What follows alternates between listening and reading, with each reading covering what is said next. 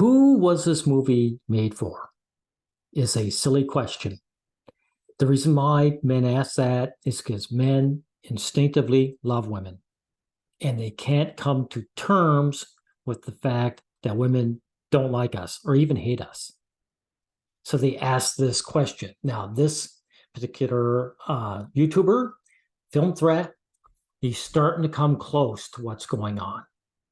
They're actually starting to come clean and say this is about man bashing. Now we'll listen to what they have to say, and I will respond to it. Let's get into it. I saw Indiana Jones and the Dial of Destiny for a second time, and I just felt sad. It was actually worse a second time. Sometimes movies can actually grow on you and get better on second viewing. This movie did not. So upon second viewing of this film, I just was, I started to get really angry. I just started to. This is an appropriate response to man hatred, by the way, everyone. So thank you, Film Threat.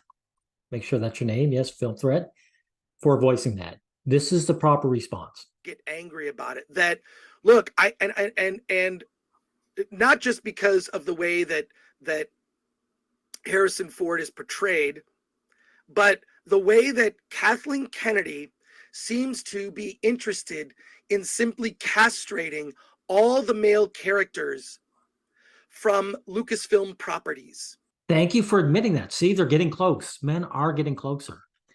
He actually put it out there. She's interested in attacking the male characters. Notice he uses the word seems. It isn't seems, it's obvious. Film Threat, or what your actual name is, I don't know what it is. That is obvious what's been going on. Okay? So it's happening so long and so continuously that these guys are having a harder time burying their heads in the sand. They're actually starting to come out with the obvious. Let's go through it real quickly. We already know about Luke and Han in the Star Wars sequels. They were very openly diminished, effectively castrated as male characters. If you look, thank you for admitting that. Keep going. At Willow is kind of sidelined, another brunette female protagonist. Star Wars sequels, brunette female protagonist. Now we the fact that they're brunette is neither here nor there. You know, because what's her name? Brie Larson in the Marvel universe is a blonde. So it has nothing to do with them being brunette. We have Indiana Jones and the castration of the Lost Balls. And you see what Kathleen Kennedy has done. It's another male character created by, really created by Harrison Ford, Steven Spielberg, and George Lucas, effectively, collectively created the character. Oh, by the way, screw Harrison Ford. Because he doesn't make a stink about this at all. So he gets everything he deserves. Of Indiana Jones. And Harrison Ford's portrayal is just amazing. If you know anything about the making of the first Raiders of the Lost Ark, a lot of it was they didn't have a lot of money to make the movie, oddly enough. And what they did was they improv'd a lot of things. Like Harrison Ford likes to improv or try things out. He did a lot of his own stunts. Yeah, I get it. Harrison Ford did a great job. He did. And he made a great character. And Kathleen Kennedy purposely shit on it. Right? Yeah, we got that. It's a very physical performance. And when you see what Kathleen Kennedy has done to all of these, it's no surprise that, of course, another female brunette takes center stage and diminishes the male lead. And it's, I think, and you can accuse me of being sexist for thinking it, whatever. I think that you could have cast a different actress in the role of Helena who would have been likable. And what difference does it make? You see, this is why these guys are not fully awake yet. So Kathleen Kennedy are making these movies to shit on men, and he's acting like this again, like this is just a mistake. Whatever your name is, this is not a mistake. This is her goal. Okay? Come to terms with it. She is just objectively unlikable. And unlike they tried to make her unlikable in the way that like Han Solo's a scoundrel in the first Star Wars film. He's a scoundrel. He's only in it for the money. Then he has a change of heart. And they tried to have this similar path. No, they didn't. I mean, you are coping again. I'm glad she's completely unlikable, because if they made her a likable character, guys like you would bury your head in the sands and say something like, well, it was a great character. Having the male characters castrated leaves a bad taste in my mouth, but at least it was a great movie. So I'm really glad that these feminists can't help themselves and go balls to the walls, right? For Helena, it doesn't work. And I would argue that you could have cast someone else who could have made that role better. Even like so your problem is that the role wasn't good. How are they going to make a good role where the woman shits on the male character for being a man? How would that be better ever? Jennifer Lawrence. If Jennifer Lawrence was in the role of Helena, Jennifer Lawrence is just more likable. Phoebe Waller-Bridge is insanely unlikable, incredibly unlikable. And you know what? Again, I'm going to repeat. I'm glad she is unlikable, because then there's no excuses. There's nothing for you guys to hide behind. And I will admit that the first like 20 minutes of the movie I kind of enjoyed, because it felt like an AI copy of an Indiana Jones film. Like it was like, oh, they copied like the sort of like, Indiana Jones is. Yeah, that's the idea. That's the setup, pal. They set up this movie as a way that, hey, you think you're going to get what you want. Then they do the bait and switch to spit in your face. So when you went to watch this film, the reason why you hated it, because you got spit in the face. And that's why it was worse in the second viewing, because you don't like getting your face spat in, right? He's trying to get the artifacts, but he's having to improv.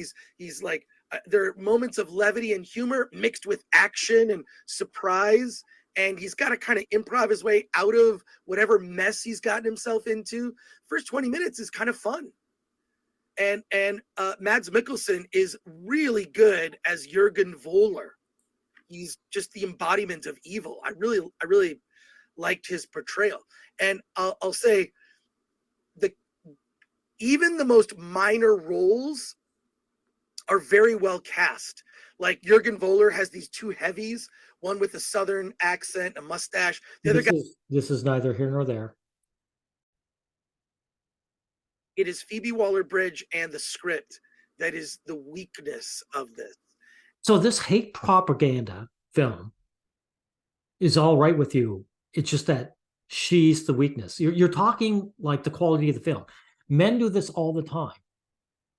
They're completely disrespected as an audience member just because of the way you were born, you two. And you go on about the quality of the movie.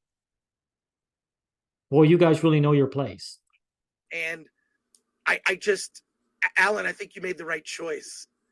The chat made the right choice. Yeah. The chat made the choice for you that you did not see it. And I'm seeing as I go through Dude, why are you smiling all the time?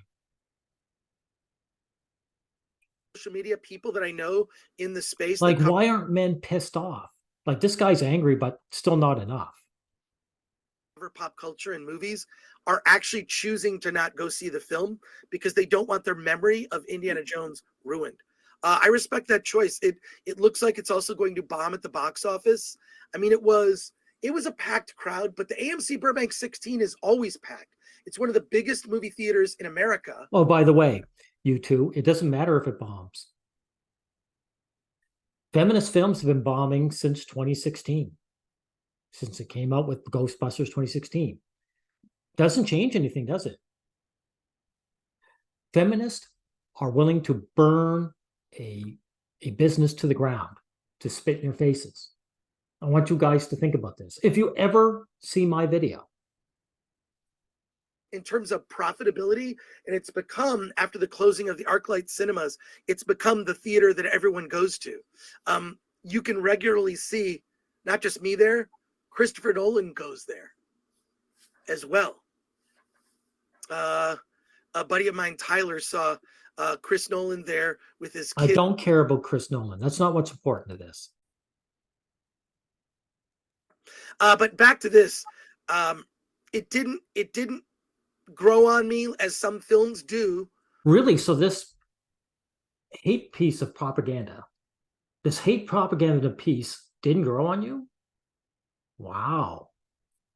Funny about that. You know, upon second viewing, I can slightly change my mind about a film, but it just made it feel worse. I just felt sad. It's not the way I would want to see Indiana Jones go out. There are two worthwhile parts. You know, I notice when men are shit on by other men, they don't get sad, they get angry. But when women shit on men, men get sad. They really know their place. In the movie, so I am going to ruin it.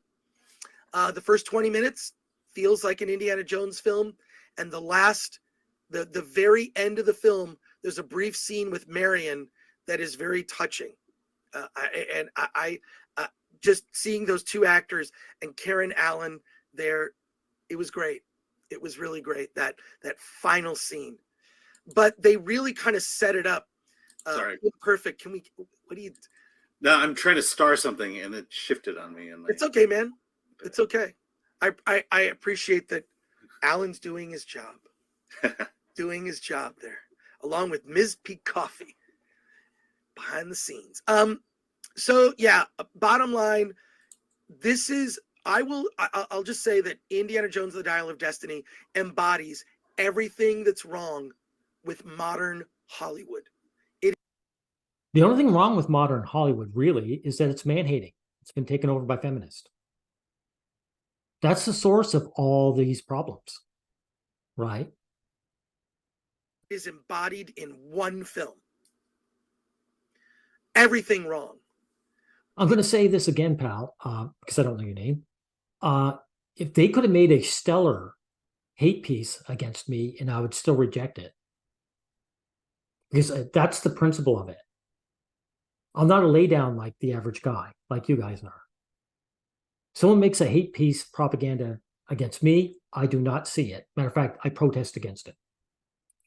The castration and diminishing of male leads, the sort of uplifting, a feminist character. Finally, do you hear that? He's hitting the mark, finally. The castration of male characters and the uplifting of a feminist character. So these guys, they're getting closer and closer to the bullseye, aren't they? As a way to replace the male character, because she's the bestest ever and good at everything. It's not replace him, really. It's to destroy the man. You're almost there. It's to destroy the male character. They don't just make feminist films where the women are all great. They need to destroy a male character. That's its actual motivation. Its actual goal. It's everything wrong with modern cinema embodied in one film. Maybe an overuse of digital effects to the point where things just don't feel real. And you see, that's neither here nor there. It's not the digital effects that ruined this film. The digital effects didn't ruin the heart of this film. It did not spit on you, the male audience. You know that. So there's no point in you even mentioning that. And I felt sad watching it. It's like, this is how Indiana Jones as a character goes out. Mm-hmm. We just saw Picard season 3, where they took these actors. Look, dude, why are you so shocked? You mentioned Star Wars, how she castrated them, right? So why is it shocking to you now? Like, this is 7 years now. How much longer does it need to go before you guys stop being surprised? I'll tell you why these guys are surprised. Men, again, love women unconditionally. So they project what they feel about women onto women. They think women feel about us the same way. They don't. They're the complete opposite. That's why these films are made, pals.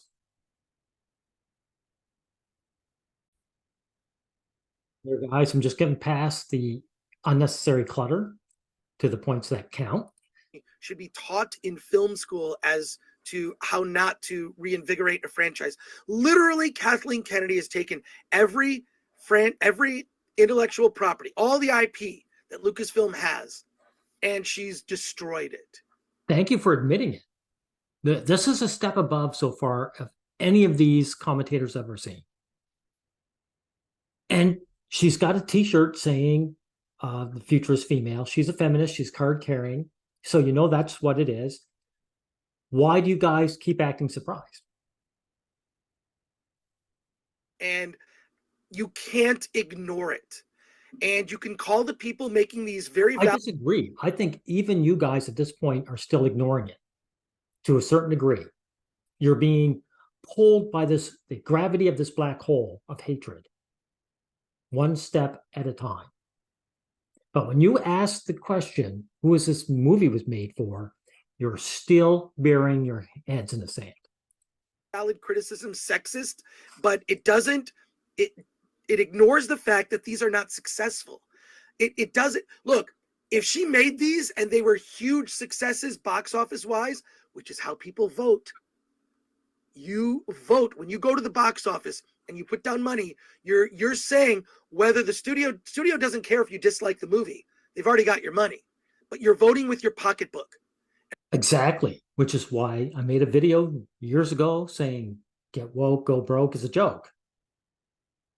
Because this has been going on since 7 years, for 7 years, and you said Kathleen Kennedy has done this to every property owned by Disney, right? So you know it's not about making a profit. And you also know that Disney doesn't mind getting burned to the ground either, obviously. Or at least you should come to that conclusion by now. And when you vote and you give money to a film, what you're saying is, I want to see more. I like this. I want to see more of this, because that's the only way Hollywood will take it now. Maybe if something's big on opening weekend and it drops, that's also, you've got to read the tea leaves of the box office. And what it looks like is that people are rejecting this film. Well, dude, why would they bother with tea leaves? Like a comedian once said, I have the power to predict the past. You just said Kathleen Kennedy, you admit it, did this to every franchise. So when they come up with Indiana Jones, you should assume that that's the way it's going to go. Because you have hindsight. Hindsight is 2020. You don't need tea leaves.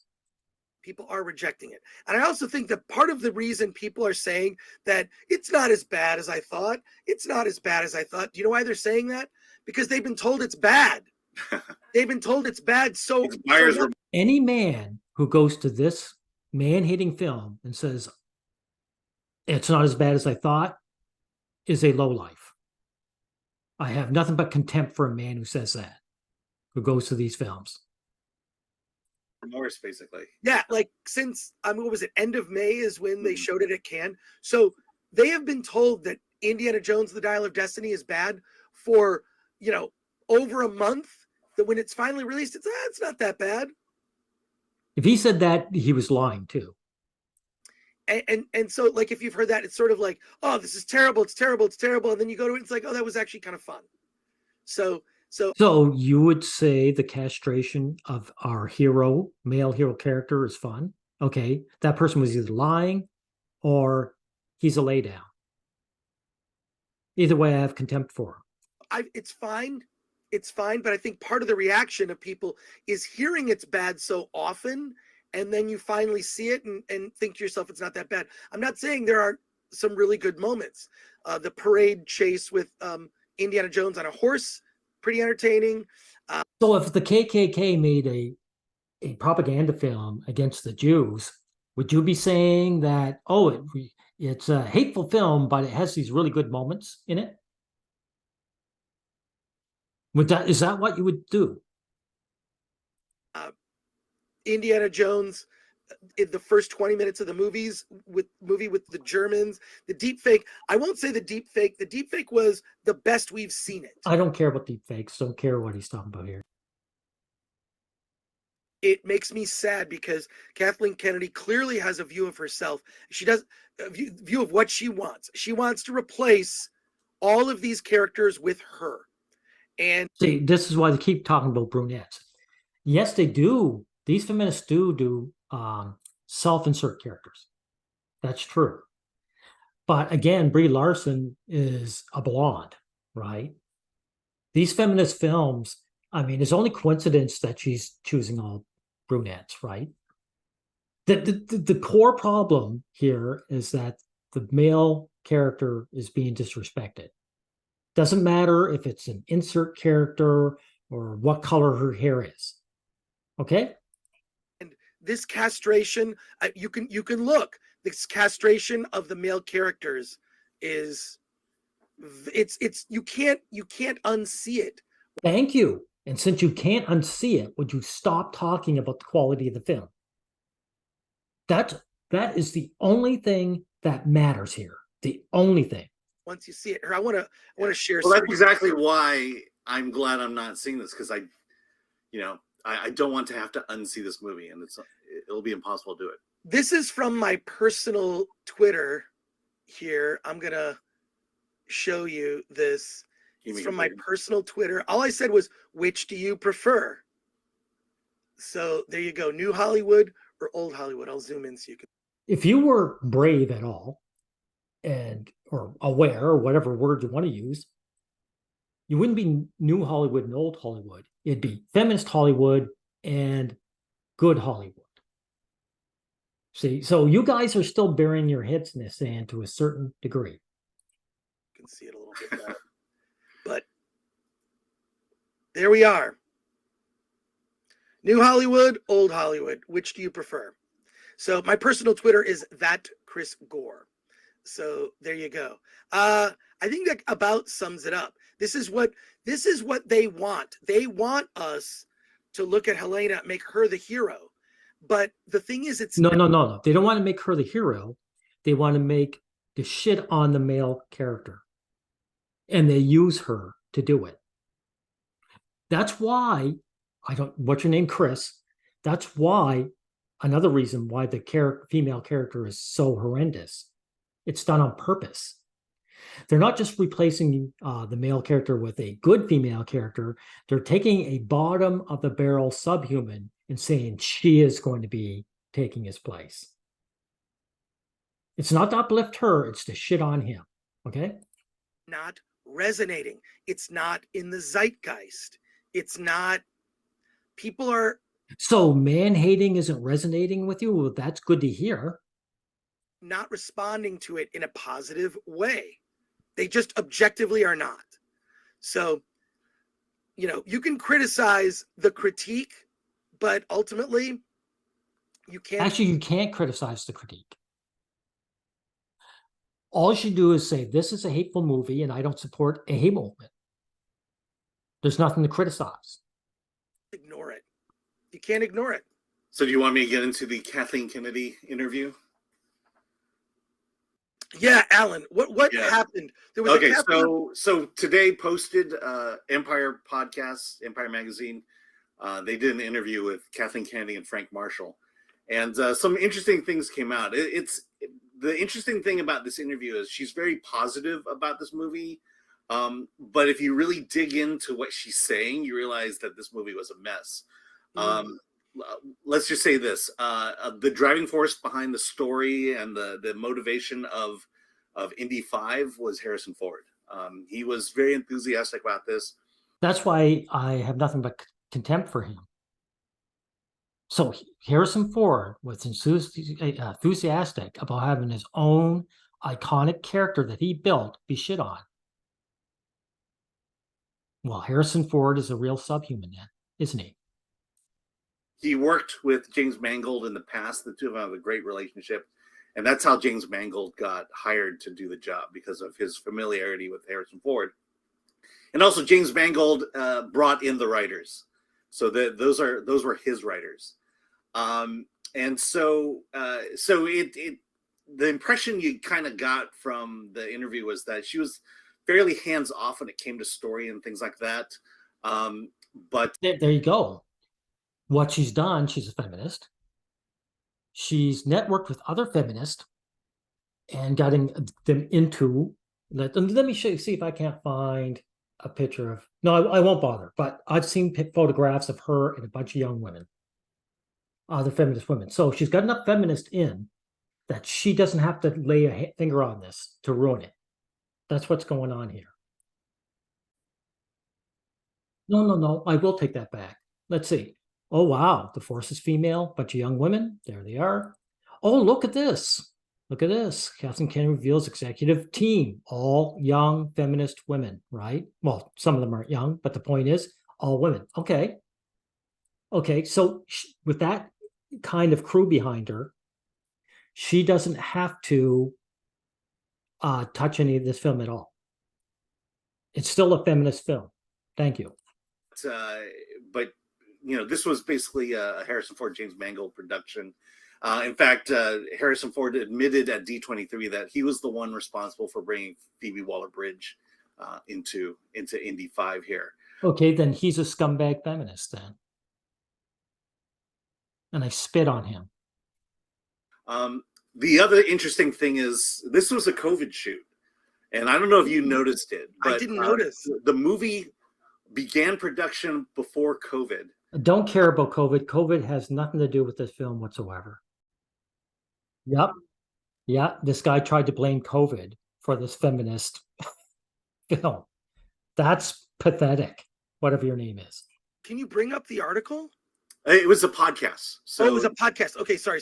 I thought I heard you said an article. Yeah, it doesn't surprise me. I mean, look, everyone on a tour like that is always gonna be positive anyways. So it's just, I feel like when I saw the movie last night, I'm like, I'm saying to myself, who is this movie for? Thank you. So we're going to end here because Mr. Pink and Yellow, I was talking to him and he put it perfectly. That'd be like opening your door and finding a bag of shit on your doorstep and saying, who's this bag of dog shit for? Everyone knows I hate dog shit. This can't be for me. He hit it perfectly. And I'm here to ask you, Chris, I guess that's your name. Why are you asking such a stunned-ass question? This film, you two, was made for us. It's a dog turd made for us. And Disney is burning itself down, and it's glad to. Because it's taken over and run by a hate movement, and this is their goal, and this is what they do. Do you understand? This is their goal, and this is what they do. So that we're the audience this film was made for. So now that I've answered that question, we can end here.